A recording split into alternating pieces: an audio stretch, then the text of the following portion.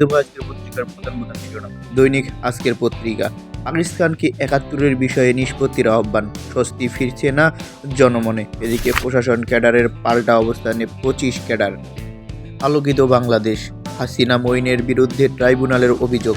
এদিকে সম্পর্ক জোরদারে একমত বাংলাদেশ ও পাকিস্তান। শেখ হাসিনার নির্দেশে ইন্টারনেট বন্ধ করা হয় প্রধান কৌশলী। দৈনিক কালের কণ্ঠ। পাঠ্য বইয়ের মহাসংকট, এদিকে অর্থনীতিতে অশনি সংকেত। দৈনিক সময়ের আলো। ফেব্রুয়ারিতে ফিরছেন তারেক। এদিকে হাসিনা সহ ৫৮ জনের বিরুদ্ধে অভিযোগ, নতুন টাকা ছাপানোই উদ্বেগ। দৈনিক কালবেলা। ইন্টারনেট বন্ধে সবাই দুষছে বিটিআরসিকে। এদিকে ৭১-এর অমীমাংসিত সমস্যা সমাধানে পাকিস্তানকে তাগাদা, শেখ হাসিনার উপর দায় চাপালেন পলক। দৈনিক ইনকিলাব। এদিকে পিলখানা ট্র্যাজেডিতে ট্রাইব্যুনালের অভিযোগ, সেনা হত্যায় হাসিনা। এদিকে দেশের বিরুদ্ধে ভেতরে বাইরে ষড়যন্ত্র থেমে নেই। চুক্তি লঙ্ঘন করে কর সুবিধার কথা গোপন, বাংলাদেশের চাপের মুখে আদানি। দৈনিক সমকাল।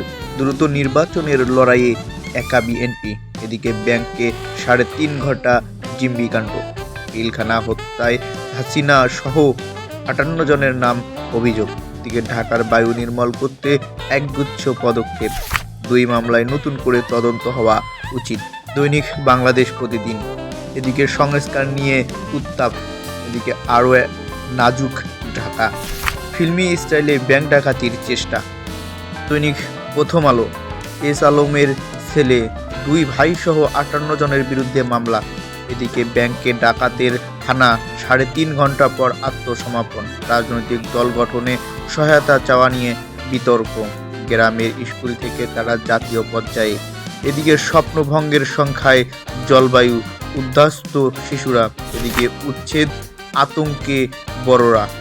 দৈনিক ইত্তেফাক। ট্রাইব্যুনালে শেখ হাসিনা সহ ৫৮ জনের বিরুদ্ধে অভিযোগ, রুদ্ধ ৩.৫ ঘন্টার জিম্মি দশার অবসান। ৭১-এর অমীমাংসিত সমস্যা মীমাংসা করুন। এদিকে ভয়াবহ লুটপাটের চিত্র উঠে এলো তদন্তে। দৈনিক যুগান্তর। ট্রান্সশিপমেন্ট চুক্তির দুর্বলতা খতিয়ে দেখছে সরকার। এদিকে ৪ ঘন্টা পর ৩ জনের আত্মসমর্পণ। অন্যদিকে প্রধান উপদেষ্টার বক্তব্য অস্পষ্ট, হতাশজনক। এদিকে শেখ হাসিনার নির্দেশেই ইন্টারনেট বন্ধ হয় বললেন পলক। ক্ষোভে ফুঁসছেন ৩ ক্যাডারের কর্মকর্তারা। টেন্ডার পদ বাণিজ্য করেই করেন সম্পদের পাহাড়। দৈনিক আমাদের সময়। গুম, হত্যা ও টার্গেট হামলার আতঙ্কে আন্দোলনকারীরা। অমীমাংসিত ইস্যুর দ্রুত নিষ্পত্তি চায় ঢাকা। কেরানীগঞ্জে ফিল্মি স্টাইলে ব্যাংকে হানা, গ্রেপ্তার ৩। এদিকে টিউলিপ পরিবারের বিরুদ্ধে ৪০০ কোটি পাউন্ড ঘুষের অভিযোগ। নির্বাচন নিয়ে প্রধান উপদেষ্টার বক্তব্য অস্পষ্ট। সঞ্চয়পত্রে মিলবে আমৃত্যু পূর্ণ বিনিয়োগ সুবিধা। দৈনিক জনকণ্ঠ। কেরানীগঞ্জে রূপালী ব্যাংকে জিম্মিদের উদ্ধার।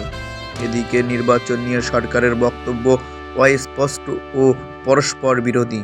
এদিকে নতুন বছরে IMF দেবে $১৪০ কোটি। তরুণ উদ্যোক্তাদের সামাজিক ব্যবসায় যুক্ত হতে হবে। এদিকে শেখ হাসিনা, মঈন ইউ সহ ৫৮ জনের বিরুদ্ধে ট্রাইব্যুনালে অভিযোগ, ফিটনেসবিহীন গাড়ি অপসারণ সহ একাধিক সিদ্ধান্ত।